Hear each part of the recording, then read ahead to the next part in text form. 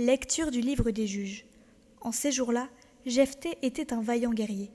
L'esprit du Seigneur s'empara de lui, et il traversa les pays de Galaad et Manassé, et Mispa de Galaad. De là, il passa la frontière des fils d'Ammon. Jephthé fit alors ce vœu au Seigneur. Si tu livres les fils d'Ammon entre mes mains, la première personne qui sortira de ma maison pour venir à ma rencontre quand je reviendrai victorieux appartiendra au Seigneur, et je l'offrirai en sacrifice d'holocauste. Jephthé passa chez les fils d'Ammon pour les attaquer, et le Seigneur les livra entre ses mains.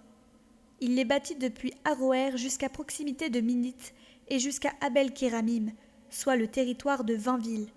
Ce fut une très grande défaite, et les fils d'Ammon durent se soumettre aux fils d'Israël. Lorsque Jephthé revint à Mispa, comme il arrivait à sa maison, voici que sa fille sortit à sa rencontre en dansant au son des tambourins. C'était son unique enfant. En dehors d'elle, il n'avait ni fils ni fille.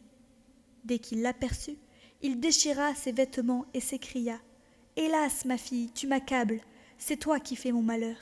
J'ai parlé trop vite devant le Seigneur et je ne peux pas reprendre ma parole. » Elle lui dit « Mon père, tu as parlé trop vite devant le Seigneur. Traite-moi donc selon ta parole, puisque maintenant le Seigneur t'a vengé de tes ennemis, les fils d'Ammon. » Et elle ajouta « Je ne te demande qu'une chose. Laisse-moi un répit de 2 mois. J'irai dans les montagnes pour pleurer ma virginité avec mes amis. » Il lui dit « Va. » Et il la laissa partir pour 2 mois. Elle s'en alla donc avec ses amis dans la montagne et pleura sa virginité. Les 2 mois écoulés, elle revint vers son père et il accomplit à son égard le vœu qu'il avait prononcé.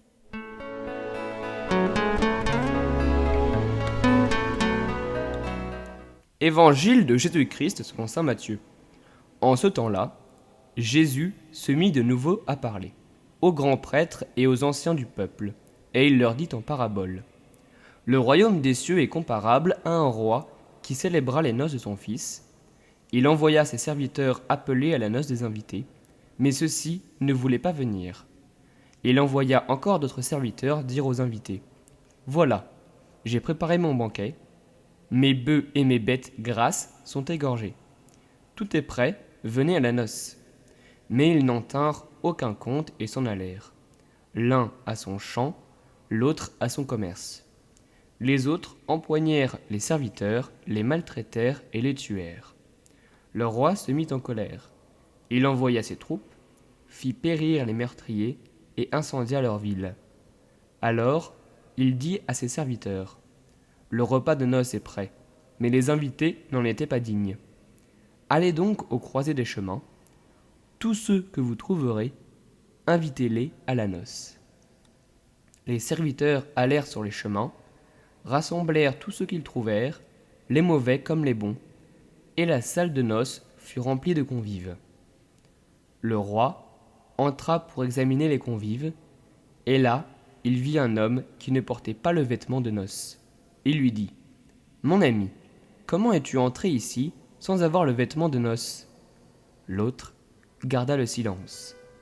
Alors, le roi dit aux serviteurs : « Jetez-le, pieds et poings liés. Dans les ténèbres du dehors, là, il y aura des pleurs et des grincements de dents. Car beaucoup sont appelés, mais peu sont élus. »